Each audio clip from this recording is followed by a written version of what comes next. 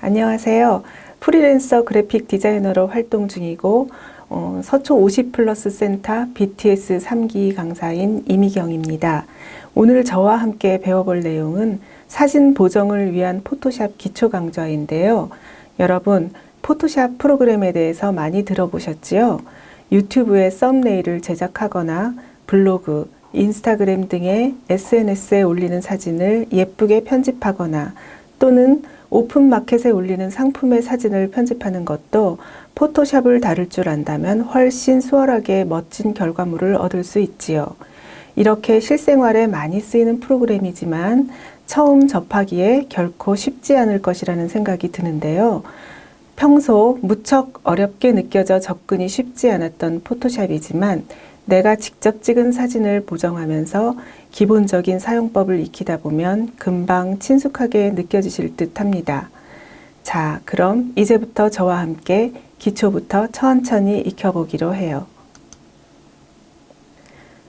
포토샵이라고 하면 뽀샵이라는 말로 많이 알려져 있는데요. 포토샵의 사진 보정이라고 하면 대부분의 사람들이 인물 사진에 눈을 키우거나 다리 길이를 기리거나 길게 늘리거나 얼굴을 성형하는 정도로만 생각하실 텐데요. 훨씬 다양하게 사용할 수 있답니다. 우리가 잘 찍은 풍경 사진이 포토샵의 보정 과정을 거치면서 전문 사진작가 수준의 훌륭한 퀄리티를 갖게 됩니다. 간혹 멋진 구도로 잘 잡은 풍경 사진이 날이 흐려서 어둡게 표현되어 조금 밝게 만들고 싶다거나 여행에서 멋진 배경으로 사진을 찍었는데 뒤에 마음에 들지 않는 피사체가 같이 잡혀서 그것만 지우고 싶다거나 속상한 경험이 다 있으시죠? 이런 보정이 포토샵에서는 다 가능합니다. 물론 요즘처럼 스마트한 세상에 모바일 앱으로 어느 정도는 가능한 기능들이지만 포토샵만큼 정교하고 원본과 비교해 봤을 때 전혀 손색이 없는 작업이 가능한 프로그램은 없죠. 앞으로 저와 함께 배우실 포토샵은 그 기능들을 처음부터 천천히 알아가기 위해서 열기, 닫기, 저장하기 같이 기본부터 시작하려 합니다. 필수 이론은 간단하게, 실습은 되도록 많이. 수많은 포토샵의 기능 중에서 사진 보정을 위한 것들만 쏙쏙 뽑아서 배워보도록 하겠습니다.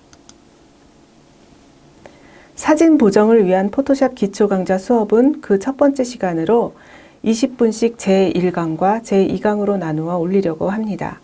제1강에서는 포토샵의 화면과 친해지기 위해서 작업 공간을 찬찬히 둘러본 후 사진 불러오기, 레이어의 이해, 사진 저장하기를 배워보고 제2강에서는 포토샵을 하기 전에 꼭 알아야 할 개념들, RGB와 CMYK가 무엇인지, 폰트와 색상의 이해 등을 간단히 학습한 후에 실습으로 새 창을 열어서 사진을 불러오고 글자를 입력하고 색을 입히는 간단한 작업을 한 후에 저장까지 해보겠습니다.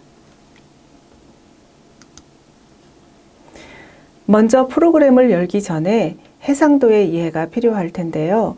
해상도란 화면에서 그림이나 글씨가 어느 정도 정밀하게 표현되는지를 나타내는 말로 1인치당 들어가 있는 픽셀의 수를 말합니다. 여기서 픽셀이란 것은 화면에서 더 이상 쪼갤 수 없는 가장 작은 단위로 화면을 구성하는 최소 단위의 점을 말합니다.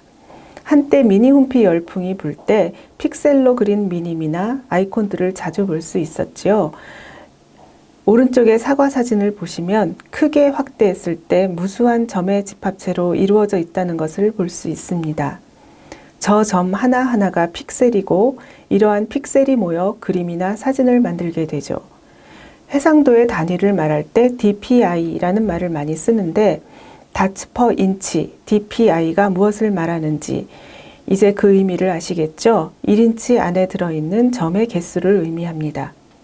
일반적으로 포토샵 작업을 할 때 모니터나 모바일 같이 전자기기의 화면에 나타낼 경우엔 해상도를 72dpi로 지정하고요.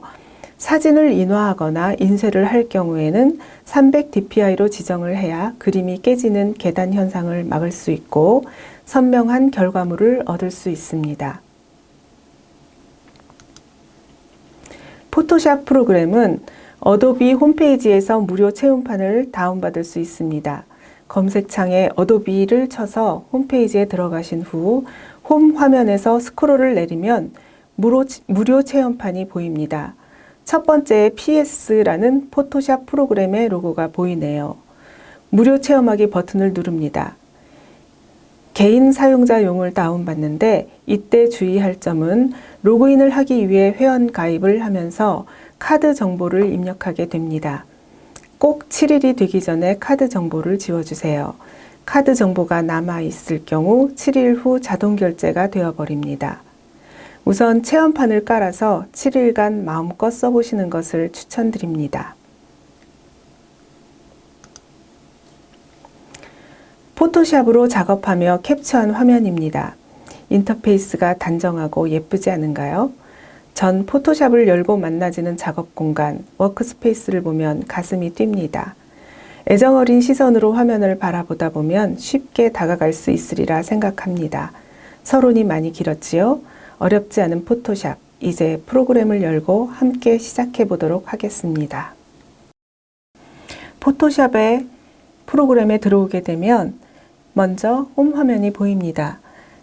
제1강에서는 포토샵 전체 화면을 대략적으로 살펴보고 화면에 이미지를 불러와서 기본적인 도구에 대한 설명을 드리고 닫기까지 진행하겠습니다. 홈 화면은 하단에 최근에 내가 포토샵에서 작업한 내역이 뜨기 때문에 다시 들어와서 이전에 하던 작업을 계속하기 편하게 되어 있습니다. 왼쪽에 보시면 홈 화면에서 새 파일을 만들거나 열기를 통해 파일을 불러올 수도 있지만 위에 PS라고 써 있는 포토샵 로고를 누르면 이렇게 포토샵의 기본 화면이 열립니다. 여기에 집 모양의 아이콘을 누르면 다시 홈으로 가게 되고요. 또는 이스케이프를 눌러도 기본 화면으로 들어오게 됩니다.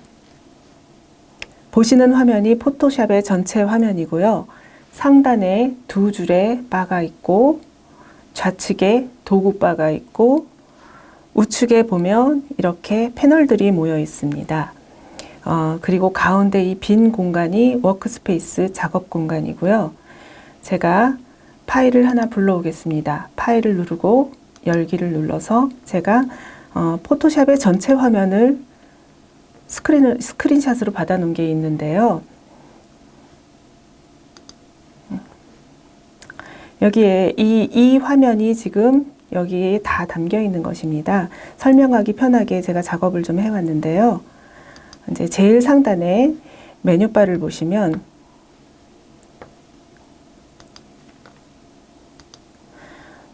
이게 메뉴바라는 이름으로 불리고요.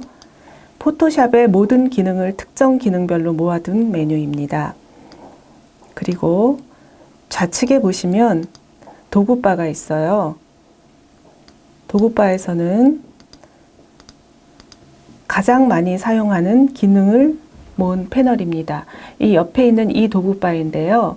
지금은 두 줄로 되어 있지요. 이게 처음 초기 포토샵 버전은 이렇게 두 줄로 되어 있었는데 이렇게 누르면 두 줄로 됩니다. 그래서 보시기 편한 대로 작업 공간은 만드시면 되는데요.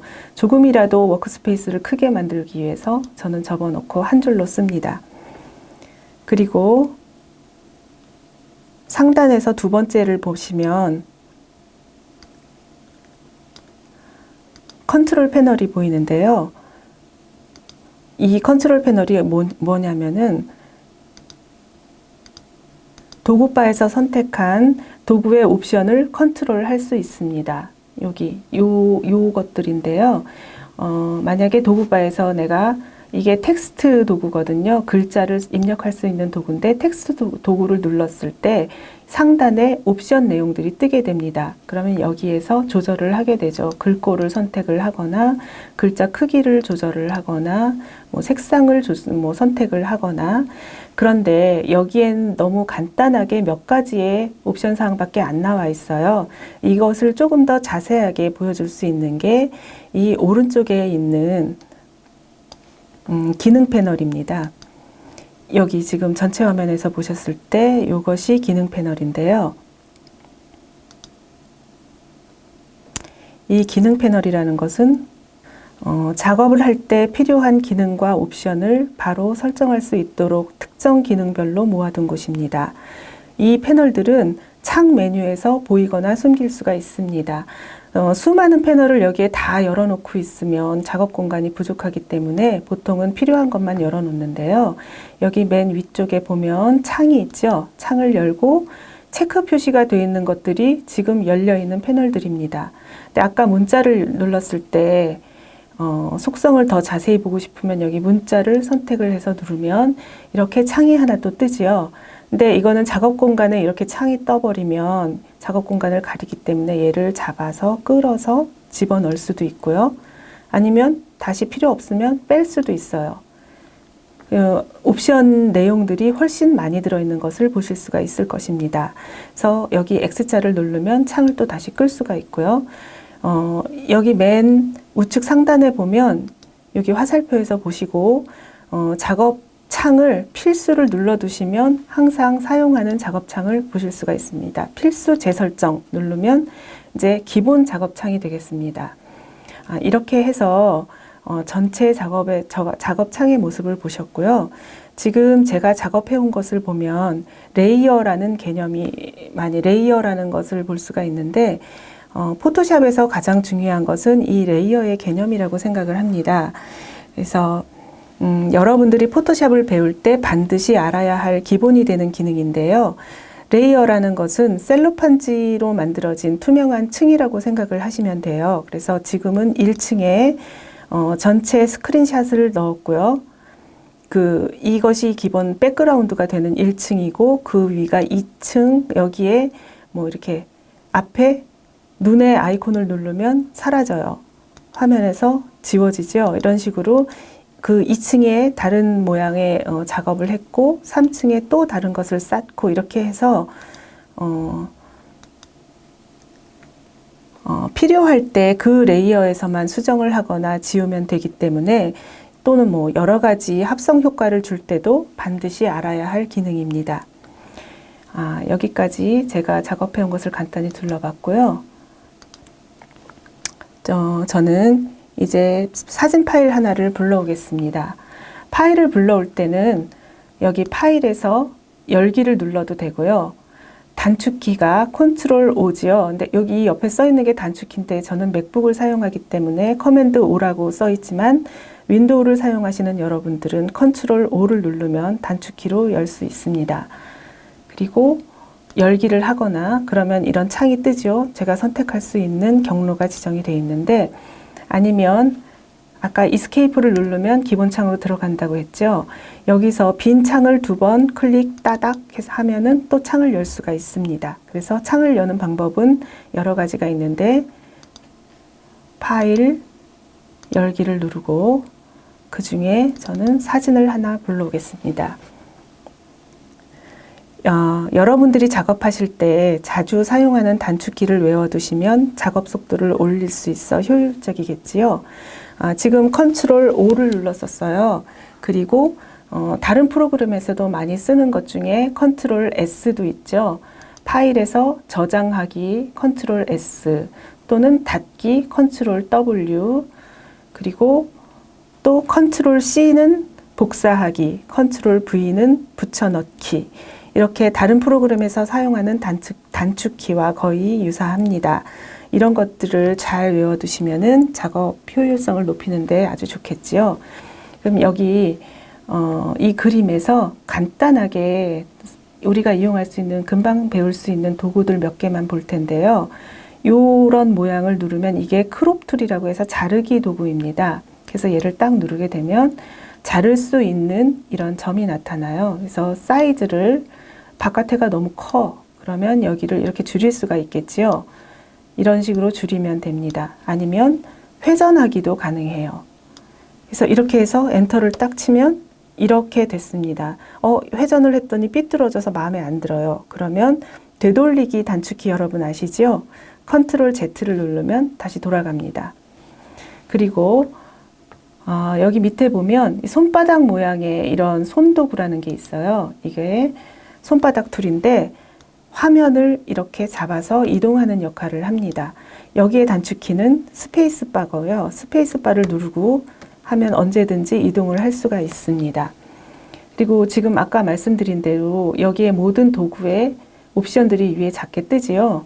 그래서 화면 맞추기를 누르면 화면에 맞고, 화면 채우기를 누르면 화면을 꽉 채우고, 100%라는 것은 원래 원본 이미지의 사이즈를 보여줍니다. 이거는 사진이 크기 때문에 화면에서 넘어가 버렸죠.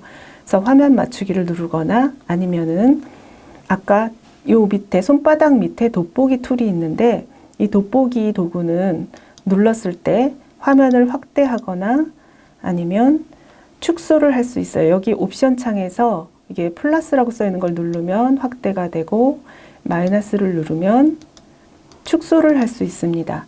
이것도 역시 단축키를 사용하는 것이 훨씬 편할 텐데요. 돋보기 툴을 누른 다음에 Alt를 누르고 하면 언제든지 축소가 되고, 돋보기 툴은 확대가 됩니다. 이렇게 해서 제가 원하는 크기로 만들어서, 포토샵은 정밀한 작업이 많기 때문에 이렇게 크게 확대를 하고서 작업을 많이 합니다. 그래서 단축키를 알아두면 좋고요. 그 다음에 여기서 또 문자 입력 도구를 한번 써볼 텐데요. 문자를 이렇게 해보면 이 그림이 너무 크기 때문에 지금 여기 지정이 40포인트로 돼서 너무 글자가 작게 되는데 한 200 정도로 만들겠습니다. 그래서 문자를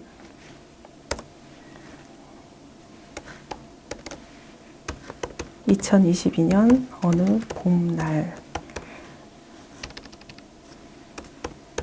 이런 식으로 입력을 했어요. 근데 이게 색상도 마음에 안 들고 글씨 폰트도 마음에 안 든다.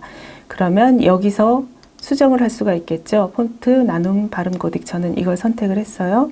그리고 이거는 볼드체냐 아니면 얇은 서체냐 레귤러냐 뭐 이런 걸 선택을 해서 굵기를 조정을 할 수가 있고, 아까 말씀드린 이것은 크기를 조정을 하면 되겠죠.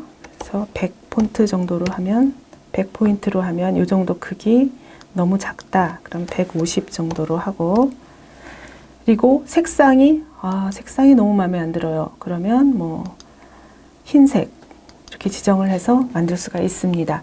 그래서 여기에 보시면 글자는 항상 레이어가 새로 누를 때마다 레이어가 새로 형성이 됩니다. 그래서 이거는 이 T라고 써 있는 것은 글자가 입력이 되어 있는 레이어라는 표시예요. 그리고 이 제일 위에 거를 제가 활성화 시켰는데, 이거는 이동 도구로 전체 화면은 아까 손바닥 툴로 옮겼지요. 손바닥 툴로 이걸 옮겼지만 레이어 각각의 이동은 이 이동 툴로 움직여서 옮길 수가 있습니다. 그래서 이 글씨가 위치가 마음에 안 들었어요. 그러면 위에서 뭐 여기다가 이렇게 넣는다거나 이런 식으로 하고, T 다시 눌러서 텍스트를 검정색으로 바꿀게요.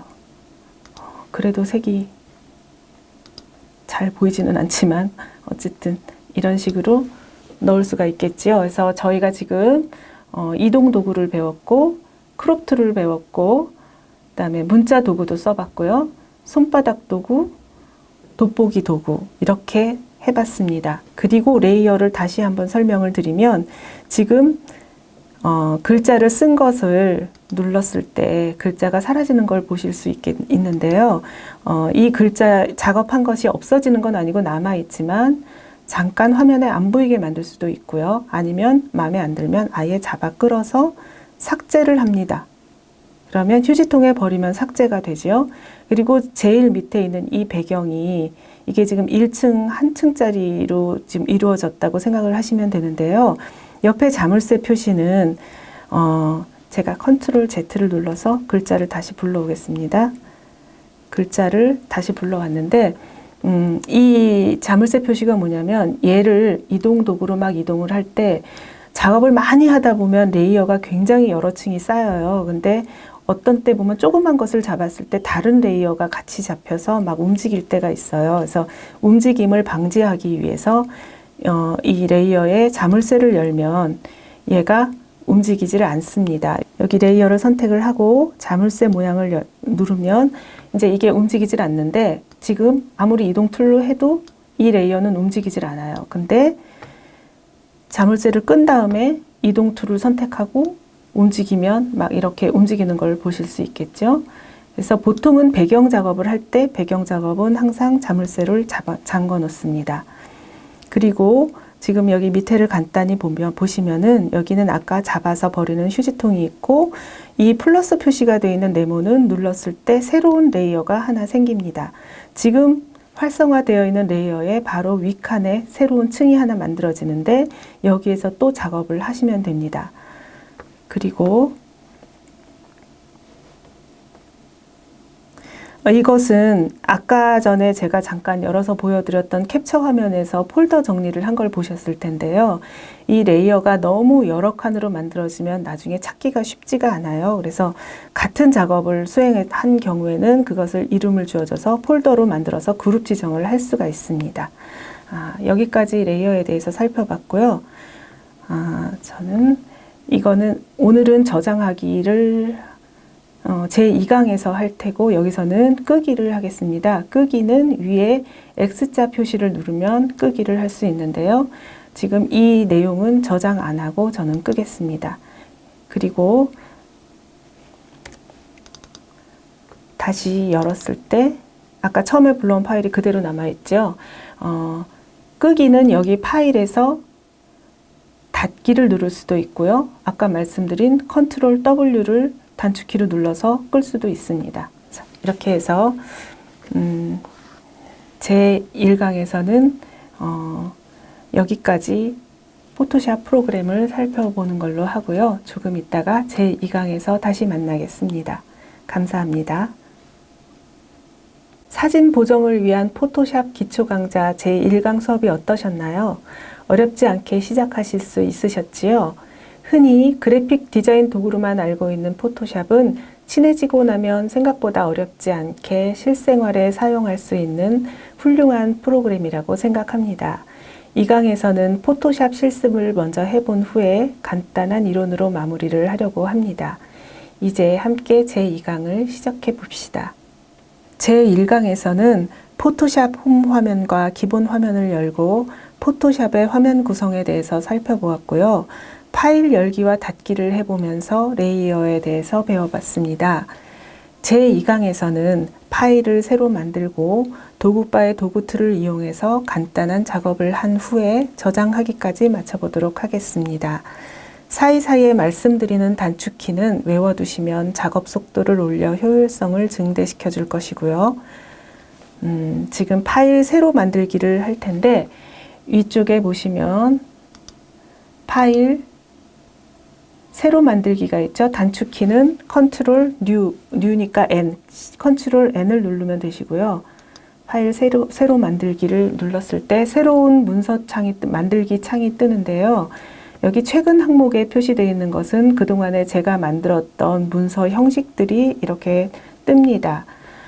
그거 말고 옆에 보면 사진, 인쇄, 아트 및 일러스트레이션, 웹, 모바일, 영화 및 비디오 등 각각의 사이즈의 기본 사이즈가 되는 것들을 기본으로 바탕에 놔뒀는데요. 사진을 눌러보면 기본 사진으로 많이 쓰이는 사이즈가 여기 이렇게 뜨고 이렇게 돼 있습니다. 저는 여기 옆에 세부 설정을 하게 돼 있는데요. 옆에서 세부 설정을 해보겠습니다. 제목은 연습.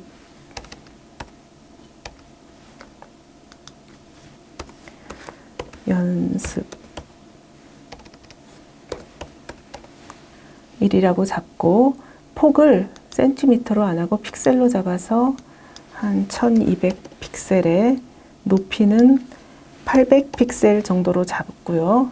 그러면 저절로 눌렀을 때 가로 방향으로 바뀌지요. 해상도는 300 ppi가 아니고 외부로 볼 거기 때문에 72 ppi로 놓을 거고요. 색상 모드는 RGB 색상에 바탕은 색상 모드를 보시면 RGB와 CMYK를 많이 쓰는데 지금은 RGB를 선택을 할 것이고요. 배경은 흰색으로 두겠습니다. 여기서도 배경색을 마음대로 바꿀 수가 있어요. 사용자 정의를 누르면 내가 원하는 색을 할 수 있고 검정색, 그다음에 투명으로 선택을 할 수도 있고요. 이렇게 해서 만들기 누르면 이렇게 파일 하나가 만들어집니다. 지금 보시는 이 배경이 도화지 같이 생겼죠. 그래서 이것을 캔버스라고 불러요. 그래서 이미지를 눌러보면 여기 이미지 크기라는 말이 있고 캔버스 크기라는 말이 있는데, 캔버스 크기라는 것은 이 배경에 깔려있는 전체 이미지 사이즈를 말하는 것이고, 이미지 크기는 그 위에 어떤 이미지를 넣었을 때 그 각자의 이미지 크기를 말하는 것입니다. 그래서 배경이 하나 생겼고요. 여기에 저는 파일을 하나 불러오겠습니다. 근데 파일을 불러오는 방법도 여러 가지가 있는데, 쭉 내려가다 보면 포함 가져오기라는 게 있어요. 그래서 포함 가져오기를 누르고 아까 작업했던 꽃 사진을 눌렀을 때 이 캔버스 사이즈에 맞춰서 딱 이미지가 들어오는 것을 보실 수가 있어요.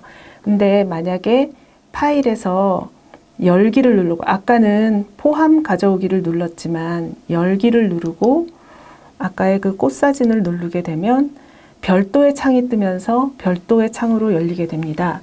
근데 여기 자세히 보시면 연습 1이라고 쓰여 있는 게 아까 제가 만든 이 파일이고요. 이 뒤에는 이미지 이름이 있죠. 근데 그 옆에 50%라고 써 있어요. 이거는 사이즈가, 화면에 보여지는 사이즈가 50%만 보여지는 것이고, 원래는 아까의 이 꽃 사진은 굉장히 큰 화면이기 때문에 한 화면에 다 담기지를 않습니다. 근데 저는 아까 지정할 때 작은 크기로 지정했기 때문에 이렇게 100% 사이즈에서 꽉 차게 보일 수가 있죠. 그래서 이거를 불러오는 방법도 있어요. 얘를 선택해서 모두 선택을 누른 다음에 이 점선 표시가 선택이 됐다는 의미거든요. 이 모두 선택을 누른 다음에 우리가 잘 아는 컨트롤 C 카피하고 다시 이 화면에 들어와서 컨트롤 V를 누르면 붙여넣기가 됐습니다. 근데 여기 레이어가 새로 생성이 되면서 붙여넣기를 했는데, 아까 이 사이즈가 너무나 큰 꽃이기 때문에 여기 돋보기 툴을 2번 따닥 누르면 원래 사이즈 100%로 보여지거든요.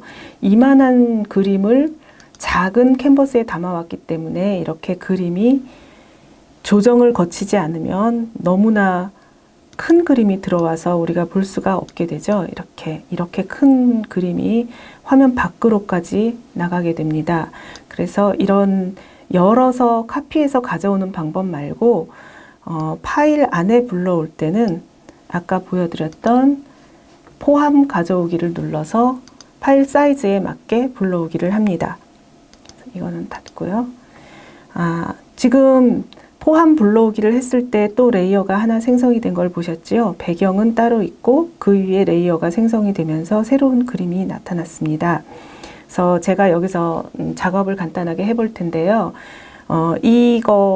이게 활성화가 되면 레이어의 색깔이 변하지요. 이게 활성화를 시킨 다음에 편집에서 변형, 자유 변형 이런 게 있어요. 자유 변형 단축키 컨트롤 T예요.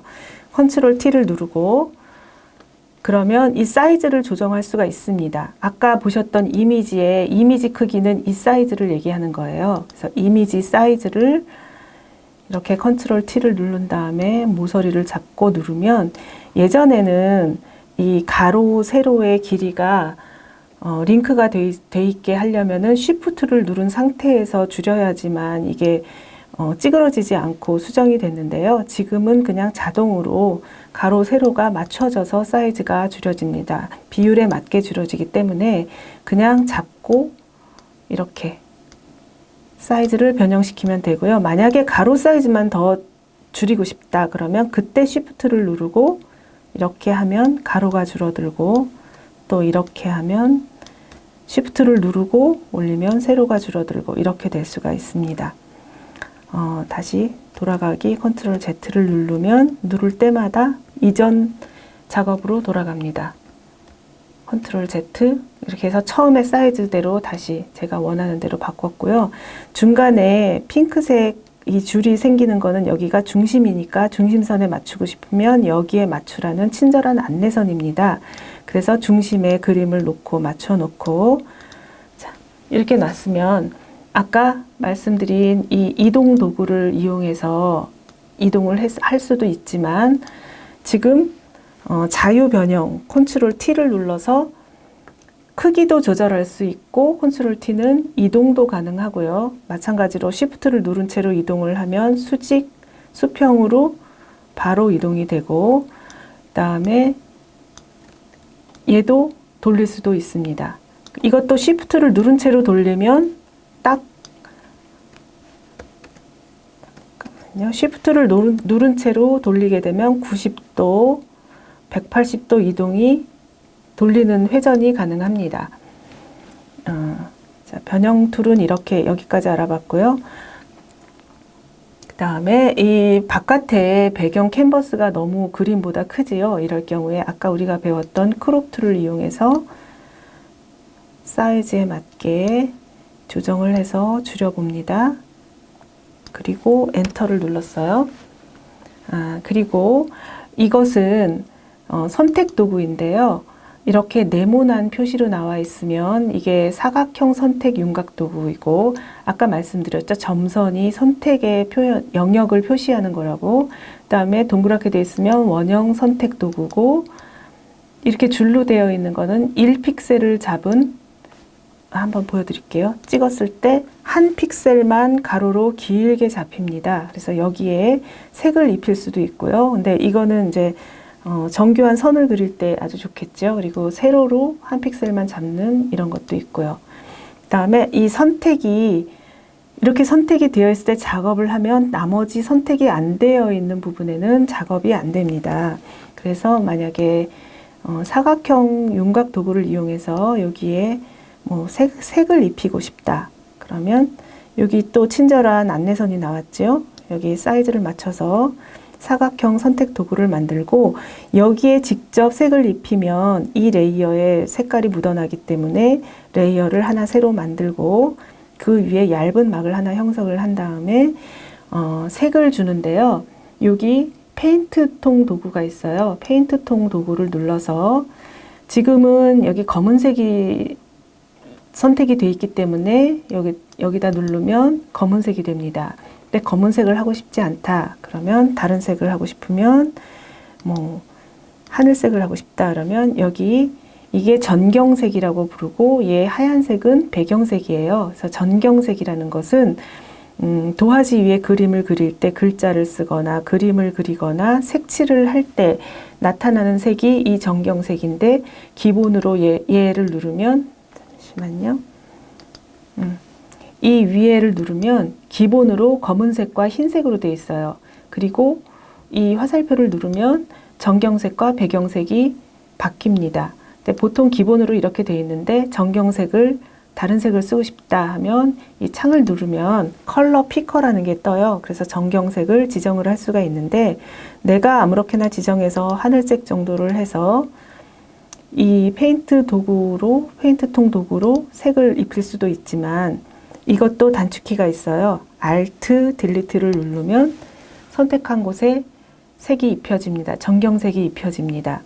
그리고 Ctrl, Delete를 누르면 배경색이 입혀집니다. 그래서 지금은 전경색을 입히는 거기 때문에 Alt, Delete, 또는 아직 단축키가 익숙하지 않으신 분들은 옆에 도구 모음에서 페인트 통 도구를 누르고 색을 입혀주시면 됩니다. 이렇게 선택한 영역이 잡혀 있을 때 다른 글자를 아무리 쓰려고 해도 이 선택 영역 안에서만 작업이 이루어져요. 그래서 작업을 하고 마치고 난 다음에는 반드시 선택 영역을 해제를 해줘야 합니다. 그래서 선택 해제를 하면 없어지죠. 점선이 없어지면서 선택이 해제된 거를 보실 수가 있는데요. 이것도 역시 컨트롤 D 단축키가 있어요. 그래서 단축키를 이것도 익혀두시면 좋을 것 같고요. 여기에 색을 이렇게 입힌다거나 아니면은 뭐 레이어를 하나 더 만들어서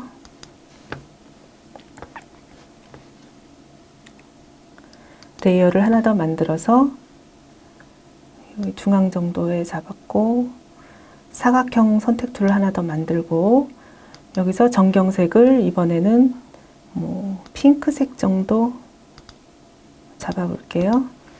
그래서 여기서 눌러도 되고 이쪽에서 눌러도 됩니다.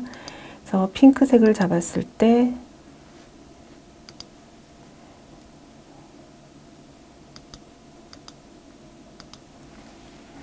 아까 Alt 딜리트가 정경색이 들어가는 색이라고 했죠? 이렇게 들어가집니다. 그리고 Ctrl D 선택 해제, 이렇게 두 가지 색상을 넣을 수가 있어요. 뭐 여러 가지 작업을 간편하게 작업하는 방법도 있는데 색조를 많이 쓰는 거 나는 원하지 않는다. 뭐 지울 수도 있고 눈을 꺼서 없앨 수도 있고요. 아니면 배경과 그림 사이에 레이어 하나를 더 만들고 그림 밑에 뭐 테두리를 만들고 싶어요. 근데 테두리 만드는 옵션은 굉장히 간단하게 이 레이어 창에서 하는 게 있는데, 그거는 이미지에서 하는 게 있는데 그거는 오늘은 하지 않고 배경의 레이어에 색을 집어넣는 걸로 간단하게 해보겠습니다. 이 기본 색으로 변경을 했고요. 정경색을 검은색으로 선택한 다음에 이 페인트 도구로 색을 칠하면 이렇게, 여기서 보시면 레이어에 까맣게 칠해져 있지만 바로 위층에 꽃사진이 있기 때문에 가려져서 테두리 정도밖에 보이지가 않죠. 이렇게 해서 테두리를 간단하게 만들어 봤고요. 선택 영역을 해제해야 되죠. 선택 영역을 해제를 합니다. 그리고 요 밑에 앨범처럼 제가 글자를 입력하고 싶어요. 그러면 아까 텍스트 툴을 누른 다음에 여기에 글자를 입력을 하면 됩니다. 2022년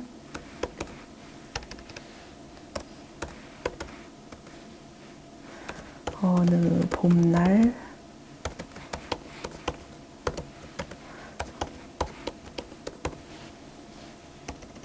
이렇게 입력을 해놓고, 이것도 또 마음에 안 들면 이 방향 표시가 나오는 거는 이동이 가능하다는 얘기예요. 그래서 마음에 안 들면 전체 선택을 한 다음에 고딕체를 명조체로 바꾼다거나 볼드로 바꾸고, 색상을 텍스트 색상은 여기서 바꾸죠. 뭐 회색으로 그레이로 살짝 바꿔준 다음에 뭐 위치를 이 정도로 옮겨주면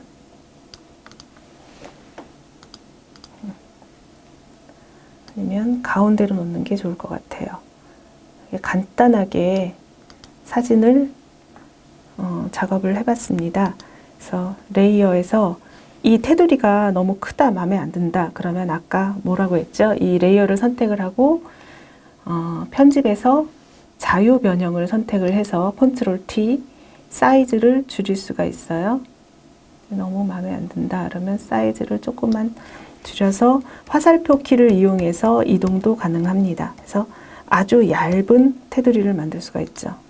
이 정도로 해놓고 이제 완성했다 싶으면 여기서 파일을 저장을 하는데, 파일을 누르고 저장, Ctrl S죠.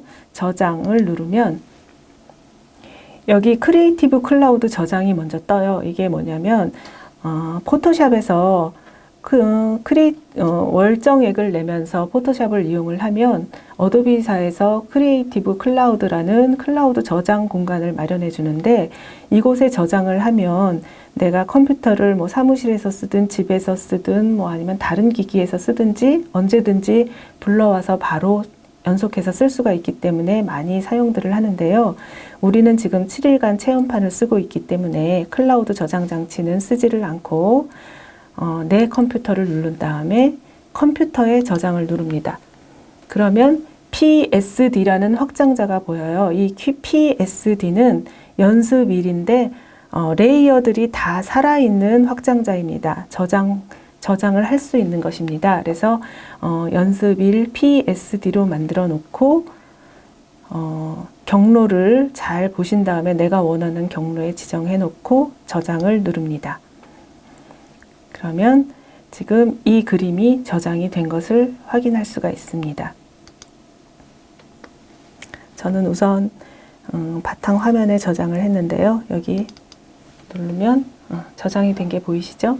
그리고 저장을 또 누를 때 다른 이름으로 저장을 해서 다른 이름으로 만들 수도 있고, 그 다음에 이렇게 레이어가 여러 개인 것을 저장을 하려면 JPG나 뭐 이렇게 JPG 파일 같이 그런 그림 파일로 만들 때는 레이어를 다 하나로 만들어서 저장을 할 수밖에 없어요. 그거는 다른 이름으로 저장이 아니라 내보내기 기능에서 JPG로 빠른 내보내기가 있습니다. 그러면 연습 1 해서 JPG로 저장을 할 수가 있습니다. 이 그림은 저장을 했을 때 똑같이 연습 1이지만 PSD는 레이어가 살아있는 것이지만 JPG로 저장을 하면 이렇게 그냥 그림 파일로 만들어지는 거예요. 그래서 오늘은 저장하기도 PSD 파일과 JPG 파일로 저장하는 것까지 해보고 이 강은 포토샵 실습은 여기서 마치겠습니다. 어떠셨나요? 쉬운 듯 낯선 기능들이 보이실 텐데요. 포토샵 프로그램을 다루려면 자주 오랜 시간 연습하는 방법밖에 없습니다. 처음에는 다소 어렵게 느껴지실 테지만 사용하는 기능만 반복 사용하다 보면 금방 손에 익을 것입니다. 이번 시간에는 포토샵의 색상 팔레트에서 보신 컬러에 대한 이야기를 하려고 합니다. 어릴 때 미술 시간에 본 적이 있는 색상환인데요. 색상에 따라 계통적으로 색을 둥글게 배열한 것을 색상환이라고 합니다. 주로 빨강, 노랑, 파랑의 3원색을 기준으로 3원색이 1차 색이라면 그 1차 색을 섞어서 나온 2차 색, 주황, 초록, 보라 등과 3차 색 등의 중간색으로 구성이 됩니다. 색상환을 보면 색의 혼합이나 보색 관계, 색체계에서의 색상 관계를 시각적으로 보다 쉽게 이해하실 수 있을 것입니다. 앞에서 색상환을 보여드린 것은 포토샵을 하면서 꼭 알아야 할 색상 모드에 대한 이야기를 하려고 꺼낸 것인데요.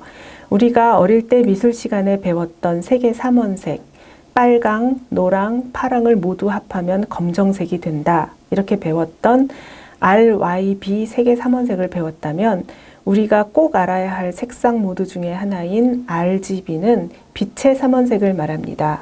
빨강, 초록, 파랑을 뜻합니다. 빛의 3원색을 모두 더하면 흰색이 된다. 모두 기억하시지요? 웹이나 모바일 등 빛을 이용하는 기기의 색상 모드는 RGB입니다. 특징은 채도가 높고 화사하게 표현이 돼요. 이와 반대로 인쇄를 할 때는 반드시 색상 모드를 CMYK로 설정해야 하는데요. 이는 잉크의 색상이 시안, 마젠타, 옐로우, 블랙 4가지 색상으로 이루어져 있기 때문에 붙은 이름입니다. 화면에서 보이던 그림이나 사진을 인쇄할 때 RGB 모드로 출력을 하면 색이 원하던 색으로 나오지 않는 경우가 종종 있습니다.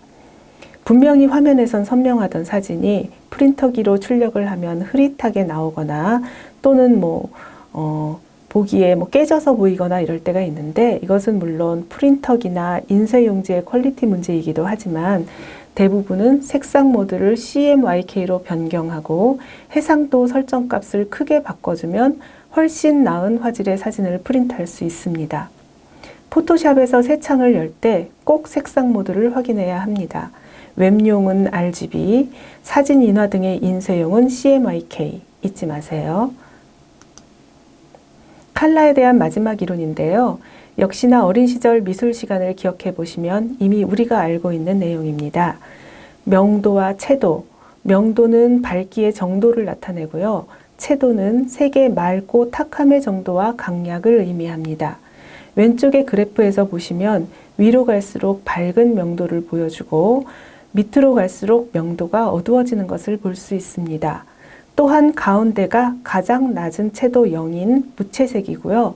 양쪽 끝으로 갈수록 채도가 높아지는 모습을 볼 수 있습니다. 오른쪽 그림은 빨간색이 명도와 채도에 따라 달라지는 색상이 이렇게 많다는 것을 보여주고 있고요. 우리가 배색을 할 때 명도 차이가 많이 나지 않는 색상끼리 배색을 하거나 또는 채도가 비슷한 색상끼리 배색을 하면 수월하게 조화를 맞출 수가 있습니다. 같은 색상 안에서 채도만 달리해서 배색을 하는 경우도 있지요. 예를 들면 베이지색이나 브라운색, 짙은 밤색 계열 같은 톤온톤으로 배치를 하면 무난한 색상 배색이 될 것입니다. 사진 작업을 할 때 글자를 넣는 경우가 있는데요. 글자도 너무 여러 가지 폰트를 사용해서 작업을 할 경우에 산만하게 보일 수 있습니다.